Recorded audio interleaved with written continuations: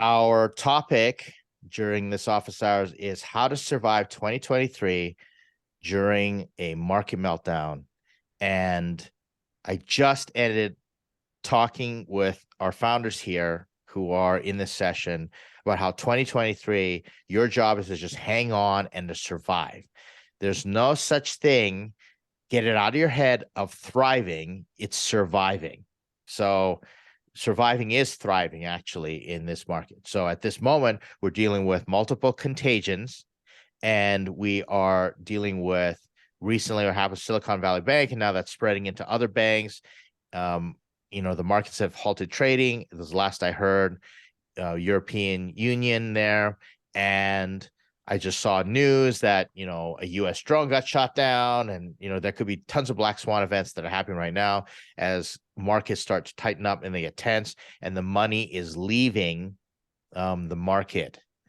And to talk about it a little more directly and show, I ended up showing this, and I'll just review this for this piece of content.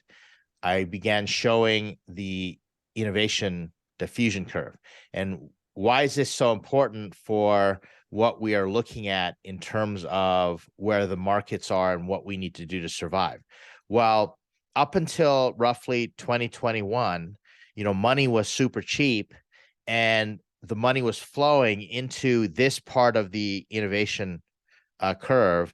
Innovators, early adopters, tech companies, all the money was going. 2021, we saw an increase in investment infusion into the markets as far as VC and subsequently stimulus and everything. That was double of 2020. And the pandemic did not stall that. The pandemic, the lockdown started happening in 2020, but that was just an environment that was ripe for innovation. It was a disruptive event that allowed tech companies and industries to take advantage of it. What happens during a market tightening is that all the money starts to go this way, starts to go into the later part of the diffusion innovation curve. So companies no longer are spending, and they're tightening up because they're saying, well, we're just going to wait and see. So they've become the late majority, or they become the laggards. We're only going to spend if it becomes painful enough. So that's what I was explaining. It needs to be painful enough, or it needs to be about maintenance, maintain. So I'll spend money to maintain programs and different things, but we're not adopting new projects and doing innovative things and launching stuff that makes all service providers or any company want to do business or access this money super excited. So there's the reality. So what do we do, and how do we go about it? And I'm just going to provide a simple formula on how I start to approach things, and I think this will be helpful. So let's just, without making things very complicated, let's just look at, here's the goal. Okay. You got to make money, and it needs to be enough money. It needs to be consistent money. So the money has to be enough. Okay. In terms of your bills and everything, if we're saying, you're going to be bankrupt or things have dried up, you need the money that you're making to be more than the cost of all the things that you've got going on and to maintain your runway.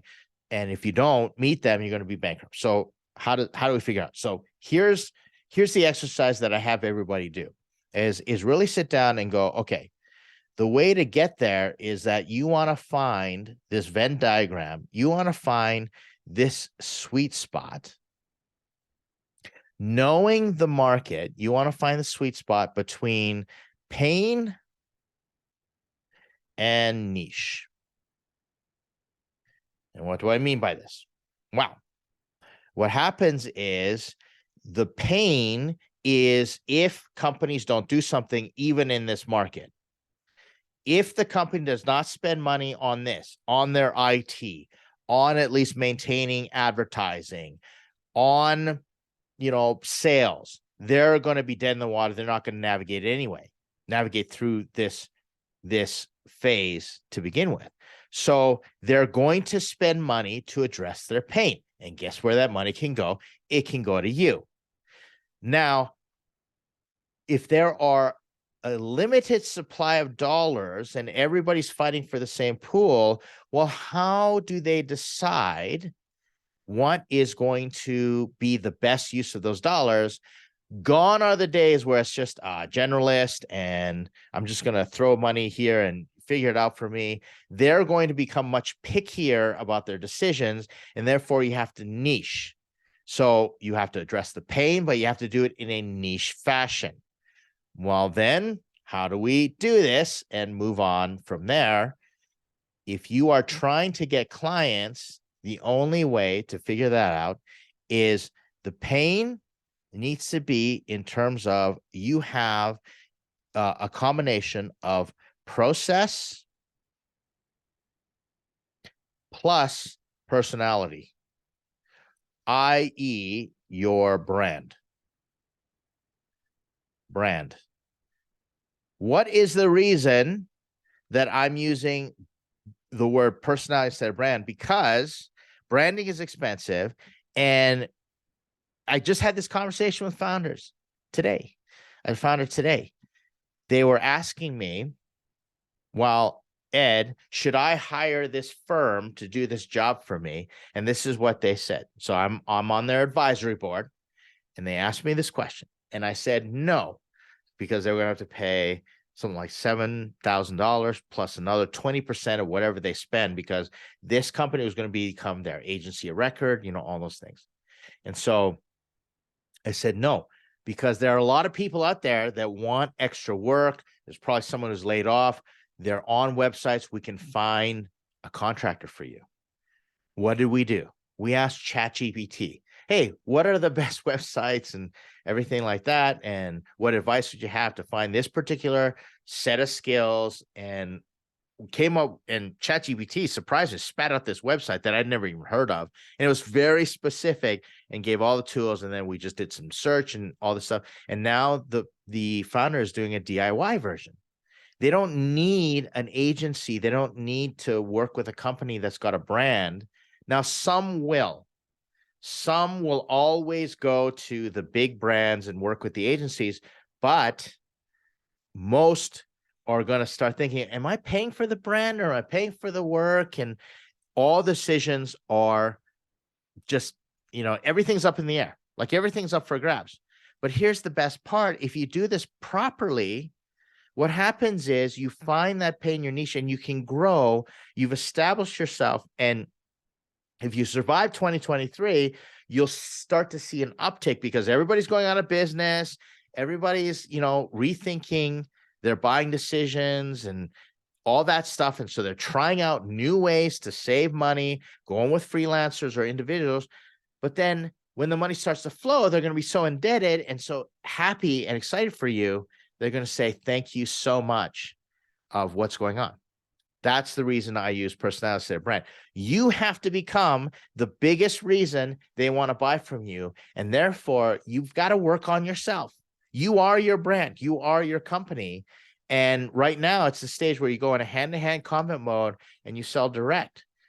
The same way, whenever I start any company or startup, I'm the first guy on the front lines to sell because I want to learn what it takes to sell. And if you talk to our other advisors, startups.com, they talk about sales reluctance and, all these things, right? So that's the reason we go to brand. But then what is the process? How companies will make decisions is that they will want to see your process, and it has to be more than, oh, just trust me, we're a great brand.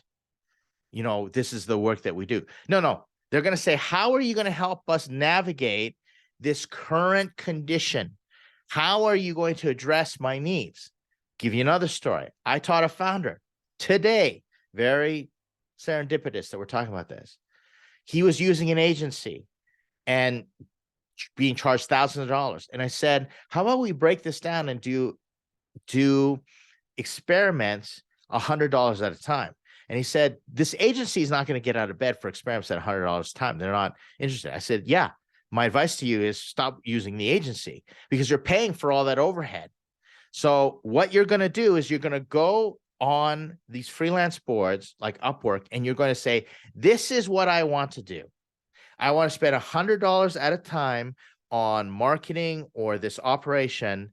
And I want to know how you are going to iterate that plan $100 a time. How do you look at the data? How are you going to advise me? And how are you going to make sure that I spend my $100 at a time wisely?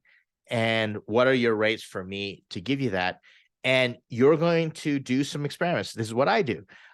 I take 3 contractors and I give them all a test. If I have $100 experiment, I'll spend $300 and I'll see which one does the best, right? Competition. And because the market is really tightening, they will start to get into that mode. And the right contractor will say, Ed, this is what I plan to do. Here's what I do step by step and all that good stuff. And then here we are.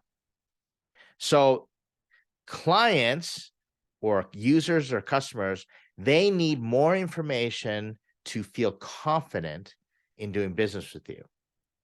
Let's summarize, and then we'll get into some Q&A, and I won't record this part, but for those of you who are watching, if you want, come to office hours and all that good stuff, and we will work you through this very same model. You can just say, hey, I want to talk about this model that you showed. So how does it work? Okay, so step one, you got to figure out your finances. Get yourself organized. All businesses can be managed using the financials. That's just how it works. Financials don't lie. A lot of companies are bankrupt. They don't even know it. They're just delaying it somehow. So you need to know your finances, figure out your financial model it out. If I did this, if I did that, again, I told another founder to do this yesterday, run through all the scenarios. If we broke down a skeleton staff and we only did this, what do our numbers look like? What are our projections? Can we afford it? Can we still, have this contractor, etc.? So know your finances, be really, really tight. And I've had to do this over and over again with all of my ventures. If I had to give a financial report on what I think is going to happen and hear all the scenarios. So get your finances in order. Then you got to figure out, okay, 2, you got to do some customer discovery. And I'm sorry if this starts to get really messy. Customer discovery. Talk to your market. Figure out why they're not doing business with you. In fact, get ahead of it. Talk to some clients and say, hey, or, potential users, say, what are you doing to address this? Are you now tightening up? Have you thrown all your 2023 budgets out the window, et cetera? Like, figure out what are the pain points. For example, I was talking to another founder the other day, and she's in the service industry, and she's got this platform for video, everything like that. And she's touting all the benefits of outsourcing video, editing, social media, TikTok, all that stuff. And she was having conversation with clients, potential clients, and they were just saying, yeah, that all sounds good, but what we really care about is conversion. That's it. That's our pain point right now. We could spend all the money we want to create it, but we need to know if it's going to convert. Like, if you tell us, like, if you do something with a Cadillac or, I'm dating myself, a Pinto car. Okay. Or, just like a beater of a vehicle, a used car. Well, it doesn't matter to them anymore. They don't want to necessarily buy the Cadillac. They just want to know, will the beater car or the junk car convert? And we'll just buy more of those. And that's when I told that founder, their pain is conversion, not we need video editing and TikToks. Their pain is conversion. And therefore, hammer that pain, right? Then you want to niche yourself and say, we only figure out what is that niche and how do you communicate it? So this is the one thing that we do really, really well, because right now, if the knee-jerk reaction is when the market contracts, what people end up doing is they try to sell everything to everybody. And when you sell to everyone, you sell to no one. So you got to niche down. Now you can do multiple prongs and try different experiments, but you got to niche down and you got to communicate. You got to figure out how to pitch. And then finally, you have to figure out what is the process in which I deliver these services. And then 5, what's my personality? And if you're not extroverted, I'm a double introvert. This is difficult, but creating a persona for yourself, when I go out there these days, I'm niching my personality into, I'm the one who's going to put it right between your eyes. I'm the one who's going to be blunt and tell you the bad news up front and then give you relief and tell you the good news after on what we're going to do about it. I'm going to be the no holds barred, hurts so good. I'm going to be that guy when you've got nothing else to do and you can't figure it out. You come to me. And that's the type of personality, because I want people to remember Ed, not my company, because I don't know if I'm going to be out on the street looking for a job. And thank goodness I'm not. But they need to remember me, and that's how I create job security in my own organization, or I make sure that I've got, options when they go out. But most importantly, we do business in terms of not B2B or B2C or B2B2C or B2C to B, whatever you want to do it. It's H to H, human to human, and that requires being a memorable personality.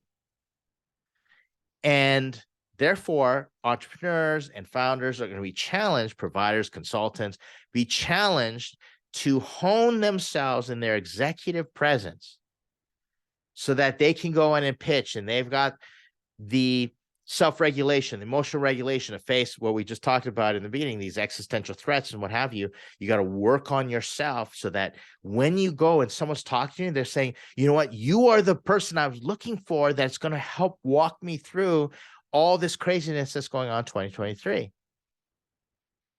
And you want to give them solace and hope and then build trust. And that all comes with the whole thing. If you put it all together, that's where you start to build the trust. So there's the little ditty in terms of our office hours today. For everybody who's going to be watching, I'm going to stop the video now. I'm going to talk to the founders who are here on this call. We're going to work through this chart and help everybody with some actionable steps. If you're interested, check out startups.com or contact me if you got other things that you want to discuss, and we will address them. Thank you. Here we go.